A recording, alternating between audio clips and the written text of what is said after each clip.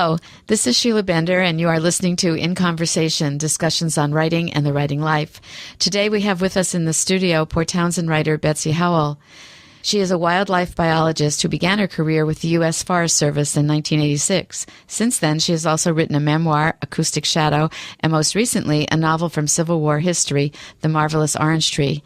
She has published travel and natural history articles in American Forests, Earth Island Journal, Clackamas Literary Review, and the South Loop Review, among others. Betsy now works for the Olympic National Forest. She is grateful for her good, rewarding job that supports her writing habit, and we are grateful for the fact that not only is she in the studio today with us, but she's a frequent guest on Nature Now, also on KPTZ. Betsy, thank you so much for coming today. Thank you for having me, Sheila. It's going to be exciting to talk about a novel, especially since I've read your memoir. I want to start with that. Your memoir investigates the impact of your great-great-great, how many greats? Oh, just two, actually. Great-great-grandfather's fighting for the Civil War, on the impact of that on his descendants, you included. In that book, Acoustic Shadows, you were a 31-year-old with dead parents and a lonely future, and filled with regret and unanswered questions about your family's past. So you turned to your great-great-grandfather James Darcy Heath's journals that documented his Civil War military service and how lucky you were to have those. And you took 2 road trips to trace his wartime path in the Midwest and South and explored the battlefields of Vicksburg, Mississippi, and Franklin, Tennessee to understand the legacy of war and your father's experience as a World War II vet and how combat experience affected your family. So it was a stirring book and really heartfelt, and I was so happy to follow the protagonist, you, through the story.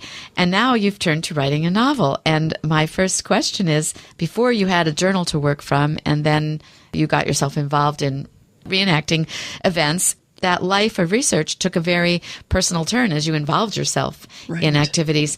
And I'm wondering what you did, what your motivation was for writing the novel The Marvelous Orange Tree, a novel of the Civil War, what your motivation was and what your primary sources were.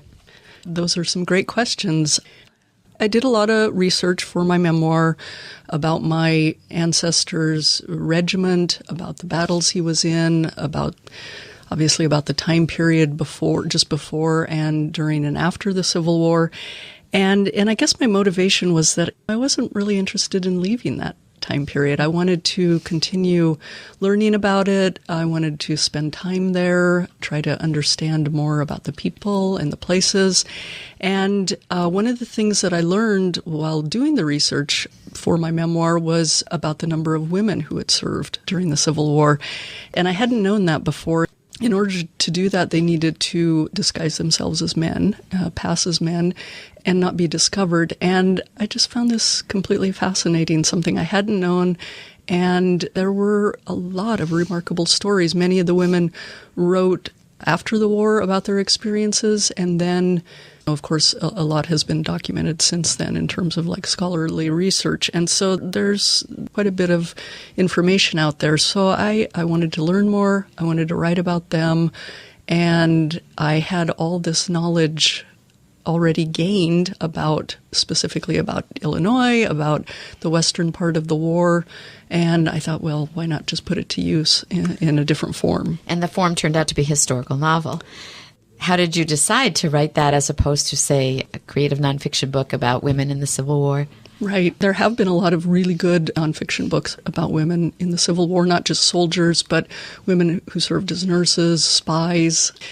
But yeah, for whatever reason, I just, I immensely enjoyed writing my memoir, but it was imperative to stick to the facts as much as I could, of course. And I guess I wanted a little bit of freedom to use my imagination.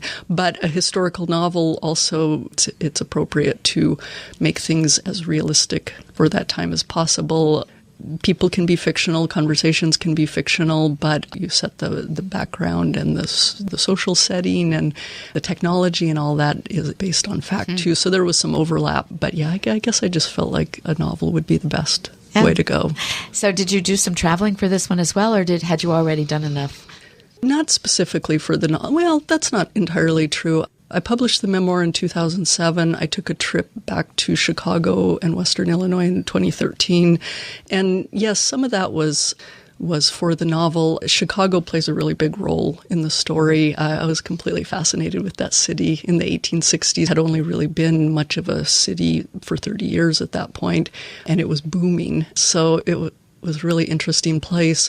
Chicago today doesn't look anything like it. I think maybe there are like about 3 landmarks that are the same, largely because of the 1871 fire. But I still wanted to go there and get some feeling for it. Get the vibes. Get the vibes. So I did a little bit of travel, but not as much as for the memoir. Because you said that you were in reenactments of the Civil War, I suddenly wondered, did you have to dress like a man, or were you able to be a woman soldier? I did dress like a man in my first couple years of reenacting. I even bought some facial hair and glued it on. Some of the real women soldiers from that time period did that, but most didn't have those kinds of resources like sewn facial hair and glue to put it on. Eventually, I just adopted more what they did, which was to just look like young boys who weren't shaving. And there were plenty of young boys who were signing up too. So I got my hair cut really short at one point. It was about 2 inches long, which was not something I had ever done before. Yeah, and kind of dispensed with the facial hair because it was kind of a pain anyway. I'm sure that enacting things in that way helped you write the characters in this book. It did. It definitely did. I mean, across the reenacting spectrum, there are people that are a lot more sort of hardcore, as they call them. You can't absolutely speak in any kind of 21st century language. You can't have coolers in camp, even if they're covered.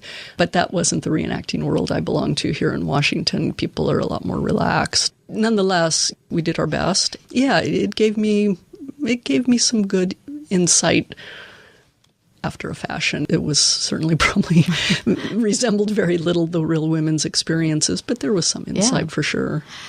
It has a wonderful title, The Marvelous Orange Tree, which doesn't read like, oh my God, this is about war. Yeah, so I'm very curious about finding that title. How did you for the book? I'm sort of hesitant to say too much about the title because it's definitely reflective of one of the major themes in the book, and I suppose I would just like people to read it and find out what it means. It's interesting. For the longest time, the novel had no title. I was writing, and nothing was really coming to me. Well, I had a couple ideas, but they didn't really fit. They didn't seem right. I'm always amazed at the artistic process that can kind of unfold. My experience has been that I will actually think to myself, or I will talk to my brain, and that might sound pretty weird, but I'll just say, what's with the title? We need to get the title. And things will start marinating, and they'll eventually come. I don't know if that's how other people experience it, but then finally it was just like, oh yeah, this is the title, and it had kind of been there all along, of course, in the story. I think it's a very inviting title because of that dissonance between war and the marvelous orange tree. It makes me want to inquire about why. Yeah. So thank you for not telling us why. I would say that it came to me and I thought it was right because it is supposed to, among other things, symbolize some hope. So I wanted it to be a hopeful story. It's a war story, so there's a lot of tragedy and heartbreak, but at the end I wanted it to be hopeful, and this reflects that. Before we hear an excerpt, which I'm very eager to hear, I want to ask you about maybe some of the startling things you found out about those women, Civil War soldiers. I think there are many. I could probably go on for quite a long time. I think the mere fact that so many of them did pass as men during that time is pretty remarkable, startling, if you will. In today's times, it's so easy to think, oh, well, that wouldn't be that hard, because men and women dress alike, and they can look very much alike, they can have the same hairstyles. But in the 1860s, all of those things weren't true. Women and men dressed very differently. Women almost always were in dresses. They always had long hair. They were confined to very specific roles in society and in the home. If anybody was doing something outside of that, they surely were a man and not a woman. So for a woman to cut her hair, put on trousers, and shoot a gun and be in the ranks with the men, they had to be men. And that's what people saw. And so I found that remarkable. But I think their bravery, their fortitude, their craftiness in a way was pretty amazing. I mean, they slept with all these men. They had to go to the bathroom. They figured out ways to do things. Did they recognize one another? They did recognize one another. They were very good at that. Yeah, that's probably not too surprising in some ways. I think what struck me about it was just that people, they see what they're expecting to see, and also they see what they want to see. And so how could I kind of think about that in terms of a theme and a metaphor beyond just passing as a man? Yeah, and are these characters fighting for the North or some of them fighting for the South? They were on both sides. I'm excited to hear you read. You have an excerpt prepared for us. I do. So one of my main characters, her name is Jenny Edwards, and she starts out in the story as a 14-year-old girl from Western Illinois, actually from the town that my great-great-grandfather lived in. And this scene takes place just after the start of the Civil War. It's just after Fort Sumter was captured by the Confederate Army. President Lincoln has issued a call for soldiers, and Jenny's older brothers and friends go to sign up, and of course she has full intentions of doing that too. So this scene takes place later that evening back at their house over dinner. President Lincoln immediately issued a proclamation calling 75,000 militiamen into service to put down the insurrection. The day after the announcement in Stark County News, men gathered at the courthouse to sign up. Some were too young or too old, but most who wanted to join did so, including my brothers and Adam. Jotham and Gardner returned to Jug Run Creek that evening with signed enlistment papers and huge grins. They said crowds of people had come from all over the county, and the Trickles had set up tables with pickles, crackers, peaches, and lemonade. Gardner said it reminded him of the county fair. "Except that you were there to sign up for a war," Mama said sternly as she set the table. "It's not a war, Mama," he replied. "Oh, is that so? What would you call men firing guns at each other then?" "The enlistment is only for 3 months. The recruiter said that thousands had already signed up, way more people than even live in the South." "It's true, Mama," Jotham agreed. "The man said it would probably be all over by July 4th. We might not even see any real fighting." Mama stared at my oldest brother. "And you? What does Marie have to say about all this? What, young man, about the wedding?" Jotham began talking about Marie being proud of him, and I went into the kitchen to get our supper of biscuits and stewed oysters. After the blessing, no one spoke until Jotham touched our mother's hand. "Don't worry, Ma," he said. "Everything will be fine. We have to do this. What would people think if Gardner and I didn't go? They'd think we didn't care, or that we were afraid. That would be the worst." "Believe me," Mama snapped, "that would not be the worst." "He's right, Julia," Papa said quietly. "They have to go, but it's also true that this probably won't last long." "You don't believe that, Graham." Our father shrugged. "Old Abe wouldn't have made the call for just 3 months if he thought it would be a greater affair. I think we shouldn't borrow worry." Mama sighed. "I agree it's important, but there are plenty of others who can go instead. You're both too young." She stabbed at her oysters. After supper, Mama and I carried the dishes into the kitchen. She asked about Ruby, who had a cut on her leg, and I said she was improved enough to go into town the following day. "Why do you need to go into town?" "I'm signing up too, Mama. Jotham and Gardner can't go without me." The color drained from my mother's face. "You are doing nothing of the kind, Eliza Jane." "Mama, I will lock you in this house, young lady, before I'll allow such a ridiculous thing." She untied her apron and threw it on the table. "That's not fair, Mama," I shouted, following her into the other room. "I can shoot and ride just as well as the boys." "I don't care if it's the least fair thing in the world, Eliza Jane. You are still not going anywhere. It's foolish enough what the men are doing. Women, at least, are smarter than that." "What's going on?" asked Papa. "I'm going to sign up for the war," I said. "What?" "I'm signing up to go with Jotham and Gardner," I repeated. My brothers looked as puzzled as my father. "Well, why shouldn't I?" Papa stared at me. "Well, for one thing, you're a young lady, and young ladies don't do such things." "Maybe those that can't shoot and ride don't, but I can do everything the boys can do. I'd make just as good a soldier as them, maybe even better." "Now, wait a minute," said Jotham. "I don't care if you're good enough to be a general," said my mother. "There will be no more discussion about this." Mama looked at my father. "This is all your fault, Graham. You let her wear trousers and blouses and run around the bottoms like a wild creature. Of course this would be the result." "Don't worry, my dear. Jenny's fine. She's not going anywhere." "Stop talking about me as if I'm not here," I shouted. "I am going. Just see if I don't."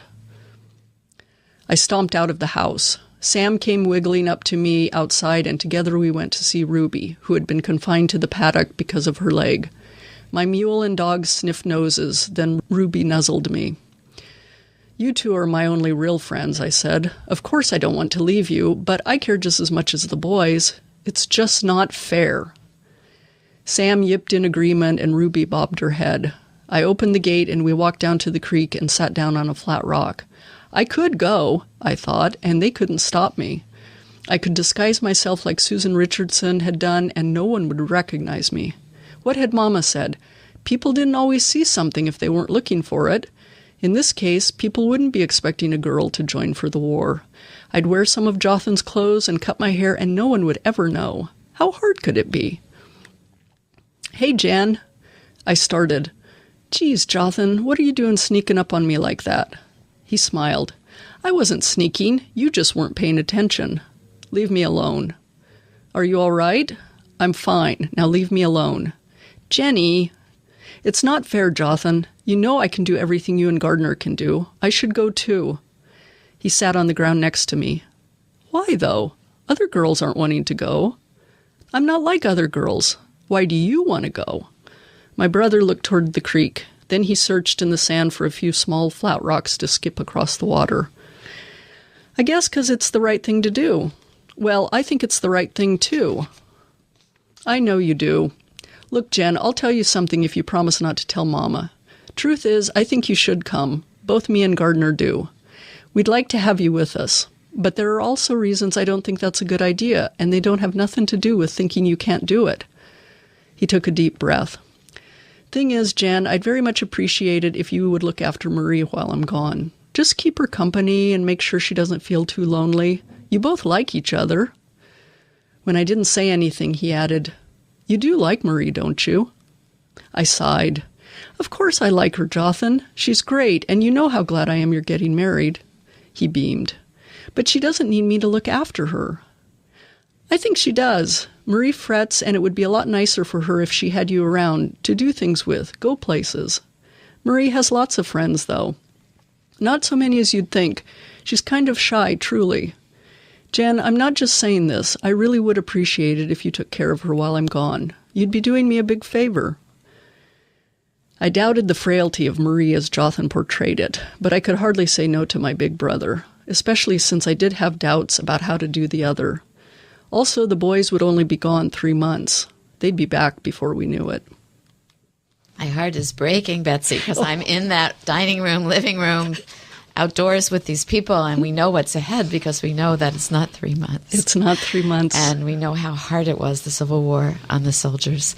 So you've done a really beautiful job of making this beginnings to it all for that family really real. But it's so difficult because we know something's going to happen. Yes. Yeah. Well, thank you. Yeah. That's another interesting thing is we do know. So how do you get back into that time and that feeling when they didn't know? Yeah. Well, you've done it well with the relationships between the siblings and the food on the table and Mom's dialogue. I mean, wouldn't any mother say those things? Wonderfully strong. So I do have this question, and it has to do with having researched women soldiers and how it all turned out. And now we have the thing raised by the character here and brother saying, yes, you can do all these things that a man can do, but I'd like you to keep my fiancé company. What lessons have you drawn from these characters that might speak to us today with the women's movement? I don't know if this answers it exactly, but one of the things earlier in the book, there's a conversation between two of the soldiers, one of whom's name is Robert, and he's musing and thinking about talking with a friend whose sister is commenting on the fact that women are they're often doing men's jobs anyway. And at that time, they were doing them in secret or kind of covert ways and not really being noticed. And so this is kind of a conversation and a musing by these two soldiers. And I don't know if that's exactly provides any insight into the women's movement today, but I think in 150 years, things have changed so much, and they have still a long way to go. But women have been doing it all along. They've been doing everything, like the old saying about Fred Astaire and Ginger Rogers, right? In heels and backwards. Why not just own up to it? Own up to it, yeah. More acknowledgement of it, even as there's so much work still to do. And I work for an agency, the Forest Service, where I've been with them for 30 years. There are a lot more women than there used to be, a lot more women in managerial positions. My job is a wildlife biologist. There are also a lot more women in there. There's a lot more to do, but I think we can look back on history and see women were doing it then too. I do see that in what you're saying and in what you read to us. So it's exciting and comforting to go back in history and see that. And then, of course, it's frustrating because, like you said, so much further to go. Oh, yes. Yeah. I definitely don't want anyone to think I think we're there yet. Yeah. Well, thank you. The book is a long one. It's 419 pages. That is longer than many novels today. I mean, there are many that are that long, but how do you decide as a writer of historical fiction when your book is finished and how many pages it really needed to be told? One thing in terms of the content of the book, early on, I really didn't want this story to end with the end of the war. I've read a lot of Civil War novels where it ends in April 1865 and President Lincoln's death, and I just don't think that's the end of the story. It had to continue after that. So that was really important to me to bring the soldiers home and then what happens next. I have to say I wasn't that organized in terms of like thinking ahead or at the beginning, this, I should shoot for 400 pages or something like this, because it was actually twice this long. Wow. When I first finished it. And part of that was just I was so enamored and interested in the time period, and I wanted to describe every single store on the street, and Chicago was just so stimulating, and I wanted to imagine that, and that just, all of that wasn't necessary to move the story forward, so it needed to be cut down. But historical novels can be long. I still see many getting published that are 800 or 900 pages. That's interesting to me that you used the word organized. I wasn't that organized, but that's where good writing comes from, I think, that you don't have a parameter necessarily. And, who knows in, say, 3 or 4 pages of describing some aspect of Chicago, that there'll be 3 sentences that you never would have had if you didn't write longer. Right. So I think that is in your favor, not to be organized and not to know how long, but to know that your story needed to go beyond the end of the war. And I think that speaks to the fact that you might have been disappointed when you read all these books that always end with the end of the war. It's sort of like love stories. They always end with the couple getting together, but then what? Yeah. What happens the real next? Life. Right. Right. And I knew from my memoir, that really influenced me too. Writing about my father and my relationship with him and our family life long, long after the war. I was born 20 years after World War II ended, and the whole time I knew him, he was wonderful man, very easy to love, easygoing in a lot of ways, but very troubled too. Because of his war experience. Mm-hmm. Yes. Yeah. So you wanted your characters to have a life after the war. I did. Or as many of them who survived. Right. And a number of them come back to this small town and they all cope with it in different ways, which is what we see today really too. Interesting.